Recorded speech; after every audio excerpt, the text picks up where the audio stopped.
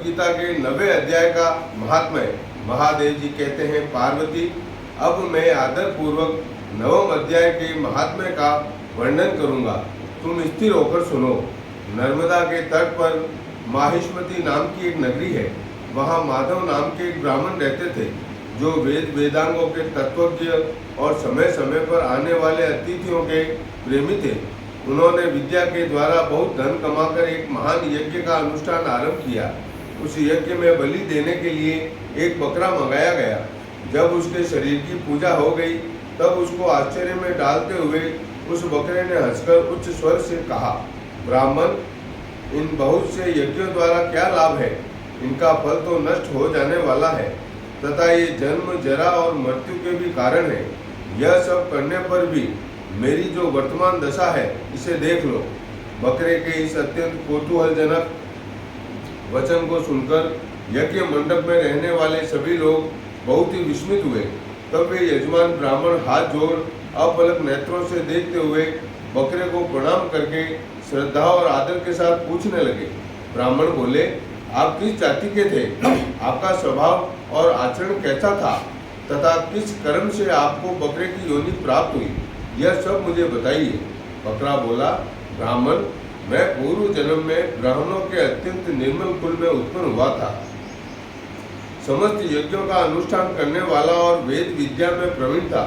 एक दिन मेरी स्त्री ने भगवती दुर्गा की भक्ति से विनम्र होकर अपने बालक के रोग की शांति के लिए बलि देने के निमित्त मुझसे एक बकरा मांगा।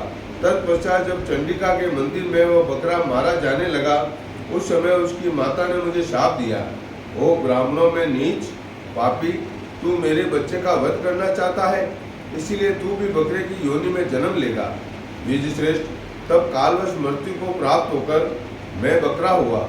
यद्यपि मैं पशु योनि में पड़ा हूँ, तो भी मुझे अपने पूर्व जन्मों का स्मरण बना हुआ है।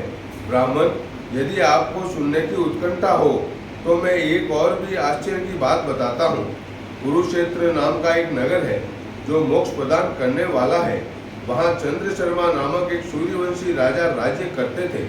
एक समय जबकि सूर्य ग्रहण लगा था, राजा ने बड़ी श्रद्धा के साथ काल पुरुष का दान करने की तैयारी की। उन्होंने वेद वेदांगों के पारगामी एक विद्वान ब्राह्मण को बुलवाया और पुरोहित के साथ वे तीर्थ के पावन जल से स्नान करने को चले। तीर्थ के पास पहुंचकर राजा ने स्नान किया और 2 वस्त्र धारण किए। फिर पवित्र एवं प्रसन्नचित होकर उन्होंने श्वेत चंदन लगाया और बगल में खड़े हुए पुरोहित का हाथ पकड़कर तत्कालोचित मनुष्यों से घिरे हुए अपने स्थान पर लौट आए।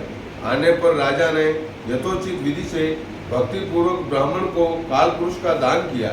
तब काल पुरुष का हृदय चीर कर उसमें से एक पापात्मा चांडाल प्रकट हुआ। फिर थोड़ी देर के बाद निंदा भी चांडाली का रूप धारण करके काल पुरुष के शरीर से निकली और ब्राह्मण के पास आ गई। इस प्रकार चांडालों की वह जोड़ी आंखें लाल किए निकली और ब्राह्मण के शरीर में हठात प्रवेश करने लगी। ब्राह्मण मन ही मन गीता के 9वें अध्याय का जप करते थे और राजा चुपचाप यह सब कुछ कौतुक देखने लगे।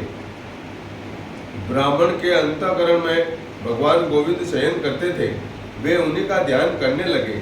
ब्राह्मण ने जब गीता के 9वें अध्याय का जप करते हुए अपने आश्चर्यभूत भगवान का ध्यान किया, उस समय गीता के अक्षरों से प्रकट हुए विष्णु दूतों द्वारा पीड़ित होकर वे दोनों चांडाल भाग चले। उनका उद्योग निष्फल हो गया। इस प्रकार इस घटना को प्रत्यक्ष देखकर राजा के नेत्र आश्चर्य से चकित हो उठे। उन्होंने ब्राह्मण से पूछा, विप्रवर, इस महाभयंकर आपत्ति को आपने कैसे पार किया? आप किस मंत्र का जप तथा किस देवता का स्मरण कर रहे थे? वह पुरुष तथा वह स्त्री कौन थी? वे दोनों कैसे उपस्थित हुए? फिर वे शांत कैसे हो गए? यह सब मुझे बतलाइए। ब्राह्मण ने कहा, राजन, चांडाल का रूप धारण करके भयंकर पाप ही प्रकट हुआ था तथा वह स्त्री निंदा की साक्षात मूर्ति थी। मैं इन दोनों को ऐसा ही समझता हूँ। उस समय में गीता के 9वें अध्याय के मंत्रों का माला जप था। उसी का महात्म्य है कि सारा संकट दूर हो गया। महीपते, मैं नित्य ही गीता के नवम अध्याय का जप करता हूँ। उसी के प्रभाव से प्रतिग्रह जनित आपत्तियों के पार हो सका हूँ। यह सुनकर राजा ने उसी ब्राह्मण से गीता के नवम अध्याय का अभ्यास किया। फिर वे दोनों ही परम शांति मोक्ष को प्राप्त हो गए। यह कथा सुनकर ब्राह्मण ने बकरे को बंधन से मुक्त कर दिया और गीता के नवम अध्याय के अभ्यास से परम गति को प्राप्त किया। श्री कृष्ण गोविंद हरे मुरारी, हे नाथ नारायण वासुदेवा। श्री कृष्णाय नमः। ओम नमो भगवते वासुदेवाय नमः। श्री कृष्णं वंदे जगद्गुरुं।